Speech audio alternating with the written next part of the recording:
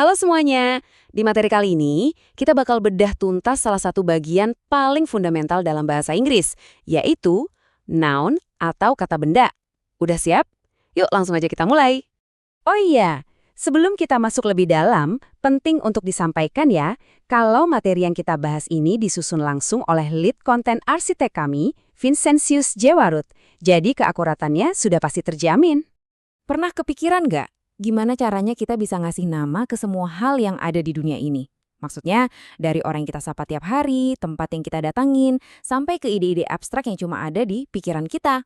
Nah, jawaban buat pertanyaan simple tapi dalam ini, itu dia yang jadi inti pembahasan kita. Jawabannya, yaitu tadi noun, atau kata benda. Simpelnya gini, noun itu adalah kata yang kita pakai buat ngasih nama. Entah itu buat orang, tempat, benda, atau bahkan ide. Coba bayangin deh, noun itu kayak label harga atau stiker nama buat semua hal. Tanpa label ini, wah kita bakal bingung banget mau ngomongin apa secara spesifik. Nah, semua label ini pada dasarnya bisa kita bagi jadi 4 kelompok besar. Pertama, ada person atau orang. Contohnya ya kayak teacher, John, atau mother. Kedua, ada place atau tempat, misalnya school atau city. Ketiga, ada thing atau benda-benda di sekitar kita, kayak book dan car. Dan yang terakhir yang mungkin agak abstrak, yaitu idea atau gagasan. Contohnya ya happiness dan freedom. Oke, sekarang kita bedah lebih dalam lagi yuk. Pembagian pertama yang penting banget buat kita tahu adalah bedanya antara yang nyata dan yang abstrak. Atau dalam bahasa Inggris, kita sebutnya concrete versus abstract. Bedainnya tuh gampang banget, kuncinya cuma satu, panca indera kita. Jadi, concrete nouns itu, ya semua hal yang bisa kita rasain pakai 5 indera kita. Bisa kita lihat, kita dengar, kita sentuh, kita cium, atau bahkan kita rasain pakai lidah. Nah, kebalikannya, abstract nouns itu buat ide, konsep, atau perasaan yang nggak bisa kita sentuh. Jadi gampangnya, lakuin aja tes panca indera. Kalau bisa dirasain, berarti itu konkret. Yuk kita coba tesnya langsung. Table, jelas bisa kita sentuh. Tree, bisa kita lihat. Car, bisa kita naikin. Flower, bisa kita cium baunya. Nah, gimana dengan music? Emang sih nggak bisa disentuh, tapi bisa kita dengar kan? Berarti semuanya ini lolos tes panca indera. Mereka semua itu konkret. Oke, sekarang coba bandingin sama kata-kata ini. Love, happiness, freedom, justice, knowledge. Semua ini jelas ada dan penting banget kan buat kita? Tapi pertanyaannya, bisa nggak kamu sentuh cinta?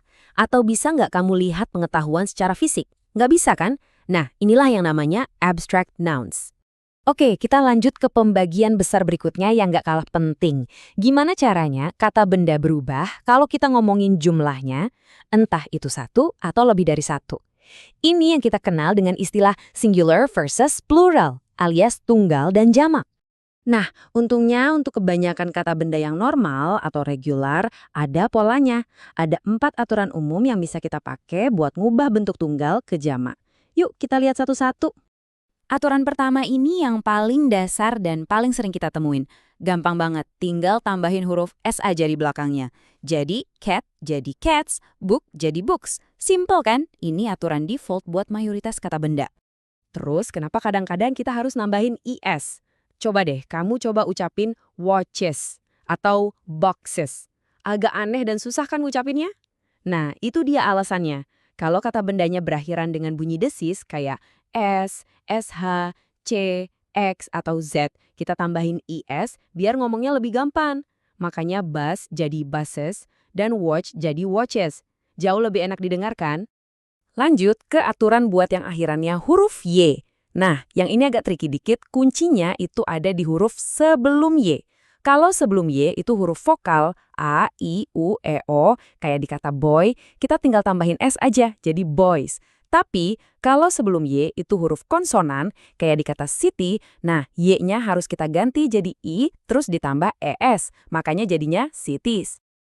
Aturan reguler yang terakhir adalah buat kata benda yang akhirannya F atau FE, umumnya akhirannya bakal berubah jadi fes. Contohnya, leaf jadi leaves, atau knife jadi knives. Tapi hati-hati, bahasa Inggris itu suka ngasih kejutan. Ada juga pengecualiannya kayak kata roof yang jamaknya cuma jadi roofs, bukan roofs. Ini bukti kalau kita harus selalu siap sama yang namanya pengecualian. Nah, ngomongin soal pengecualian, Kita sekarang masuk ke level yang beda. Irregular plurals. Sesuai kutipan di layar, kata benda yang ini bener-bener nggak mau ikut aturan. Nggak ada polanya. Satu-satunya jalan ninja kita buat nguasain ini, ya mau nggak mau harus dihafal ya. Ini nih beberapa pemberontak yang paling sering muncul. Child, jamaknya itu children, bukan childs ya.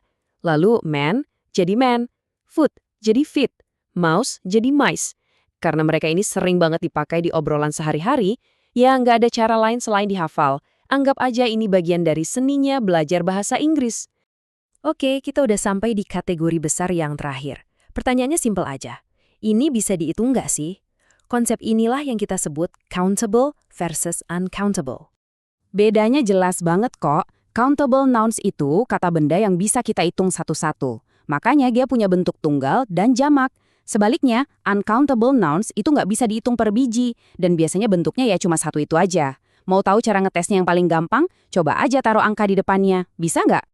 Kita coba tesnya ya. Kita bisa bilang one book, two books, three books. Bisa kan? Atau one apple, three apples. Karena bisa kita kasih angka dan kita hitung, ya berarti mereka semua ini adalah countable nouns. Sekarang bandingin sama yang ini. Bisa nggak kita bilang one water? Atau two informations? Aneh banget kan kedengarannya? Nggak bisa. Kita butuh satuan. Misalnya a glass of water atau a piece of information. Nah, ini nih yang sering jadi jebakan Batman buat kita orang Indonesia. Kata-kata kayak water, information, sama advice itu di bahasa Inggris sifatnya uncountable. Jadi ingat mereka nggak punya bentuk jamak.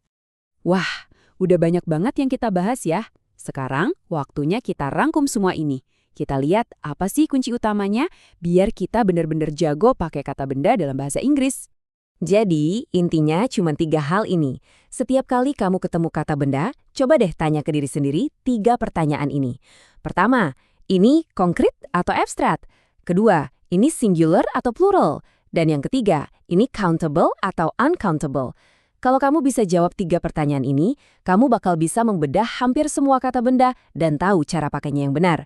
Anggap aja ini kayak checklist atau peta kamu. Oke, sebagai penutup, coba deh kita renungin sebentar. Setelah kita belajar semua aturan ini, dari yang aneh-aneh kayak jamak gak beraturan, sampai yang suka ngejebak kayak kata benda yang gak bisa dihitung, kata benda mana sih yang kayaknya paling sering kamu salah pakai? Jujur aja sama diri sendiri.